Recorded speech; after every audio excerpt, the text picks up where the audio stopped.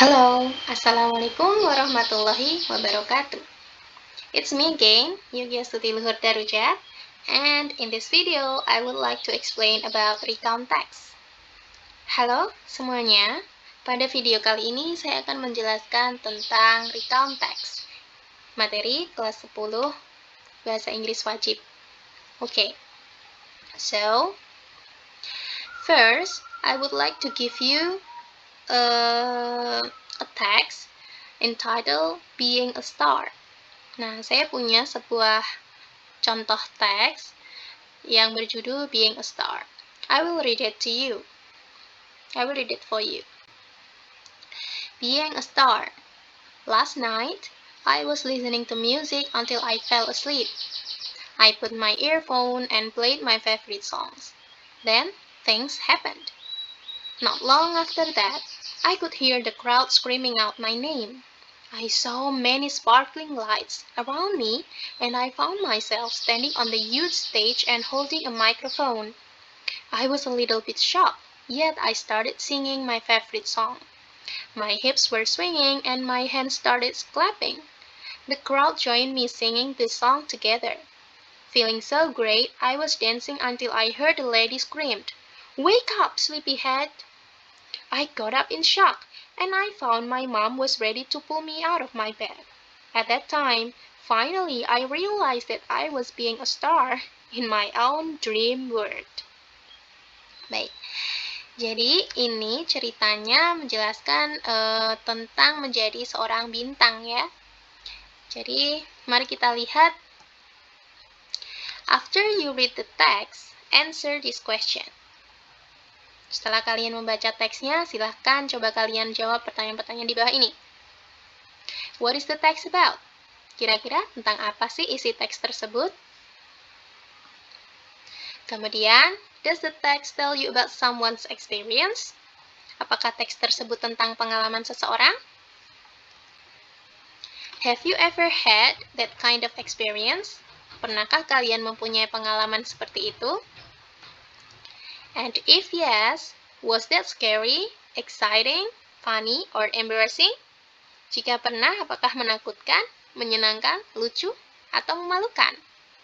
Nah, baik, setelah kalian menjawab pertanyaan-pertanyaan di bawah ini, maka jika kalian berkata iya dan kalian tahu bahwa cerita tersebut di atas itu merupakan pengalaman seseorang, maka kita mempelajari apa yang dinamakan dengan recount text.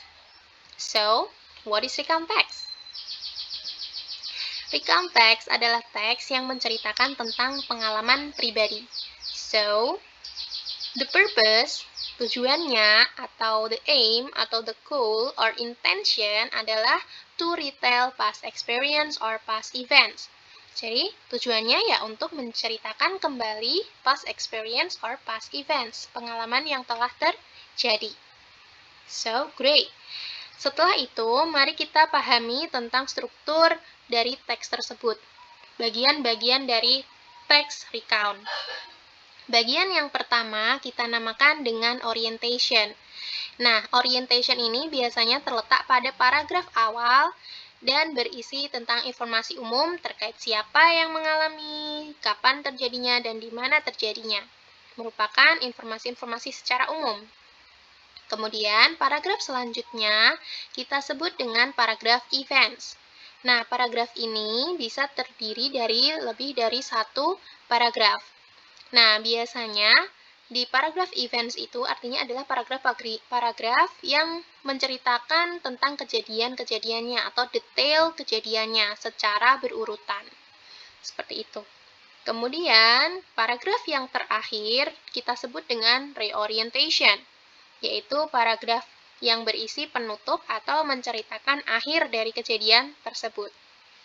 Nah, bisa juga berisi tentang perasaan atau komentar penulis terkait kejadian tersebut. Nah, mari kita lihat lagi pada contoh teks yang sudah saya berikan tadi. Being a star. Nah, kita akan membagi paragrafnya menjadi paragraf awal, paragraf akhir, dan paragraf tengah. Paragraf awal di mana menjelaskan tentang siapa yang mengalami kejadiannya, yaitu I. kapan, last night, dan kejadiannya seperti apa. Nah, itu merupakan kita sebut dengan paragraf awal ini paragraf orientation karena berisi tentang detail awal. Nah, seperti itu. Kemudian mari kita lihat pada paragraf yang kedua. Not long after that, I could hear the crowd screaming out my name. Nah, ini ada setelah itu. Nah, ini ya, pertama dia tidur nih, malam-malam dia mendengarkan musik sampai ketiduran. Kemudian dia memakai earphone sambil mendengarkan musik favoritnya. Kemudian terjadilah seperti ini. Setelah itu, I could hear the crowd screaming out my name. Saya mendengar ada kerumunan yang